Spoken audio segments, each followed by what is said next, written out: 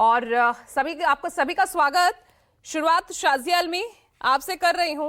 ये मुलाकात को लेकर संभावनाएं इतनी यहाँ पर अभी से टारगेट आप कर रहे हैं टीएमसी को, कोई माहौल बनाने की कोशिश की जा रही है क्या? पीपल्स प्लान, ये पूरा एक रिपोर्ट तैयार की गई है राज्यपाल की तरफ से, उससे भी कॉन्फिडेंशियल रखा गया।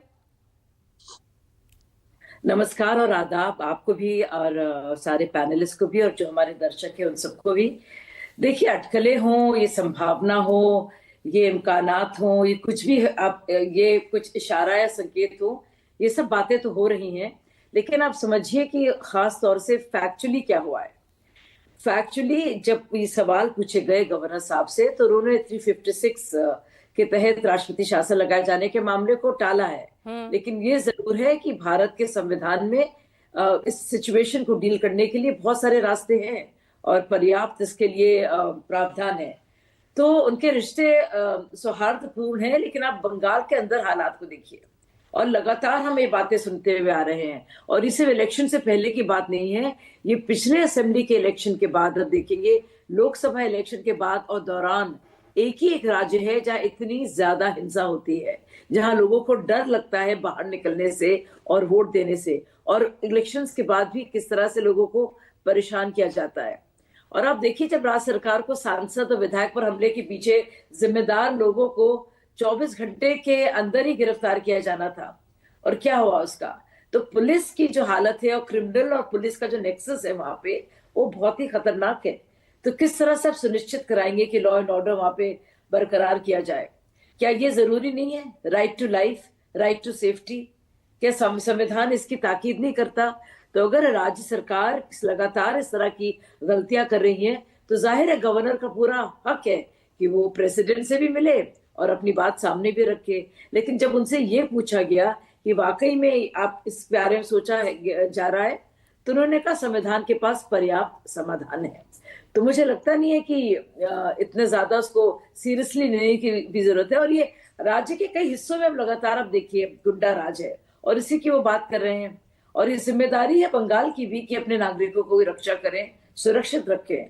तो इससे ज्यादा अगर सब कुछ इतना सिंपल है शाजिया, तो इसको इतना कॉन्फिडेंशियल रखने की जरूरत क्या है शाजिया? तो बात लॉ एंड ऑर्डर की ही है ना। प्रधानमंत्री जा रहे हैं, गृह मंत्री अगर बंगाल जा रहे हैं, तो लॉ एंड ऑर्डर पर ही तो गुंडा राज है बंगाल में, आप इसी मुद्दे पर तो घेर रहे हैं ना। लेकिन उस रिपोर्ट को, अगर लॉ एंड ऑर्डर वाली ही रिपोर्ट है, इतना कॉन्फिडेंशियल क्यों? देखिए, जिस राज्य में विपक्ष होता है वो ये करता है। अच्छा, विपक्ष यही करता है सेंटर में भी, तो इसको क्यों नहीं उठाया जाए? और ये जीवन का अधिकार तो एक मौलिक अधिकार है। बिहार में भी खूब लॉ एंड ऑर्डर उठा था शाजी आलमी, अगर आपको याद हो।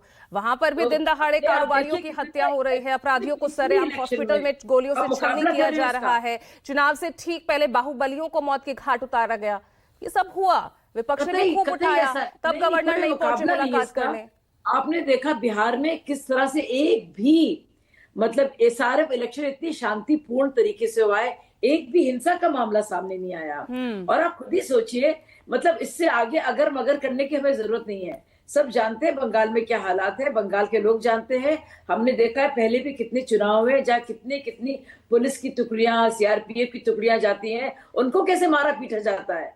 अगर कहीं हिंसा होती है, सब लोग कहेंगे हर जगह रुक गई है वो, चाहे केरल हो या बिहार हो। लेकिन अभी भी जहां तक बात है बंगाल की, पूरी तरह से गुड्डा राज की वापस। तो रिपोर्ट अगर राज्यपाल ने तैयार की थी, तो प्रोसेस तो यही है ना कि गृह मंत्रालय को रिपोर्ट सौंपी जाती है, फिर उनके थ्रू राष्ट्रपति के पास जाती है, या गृह मंत्रालय को बाईपास करके सीधा राष्ट्रपति के पास क्यों?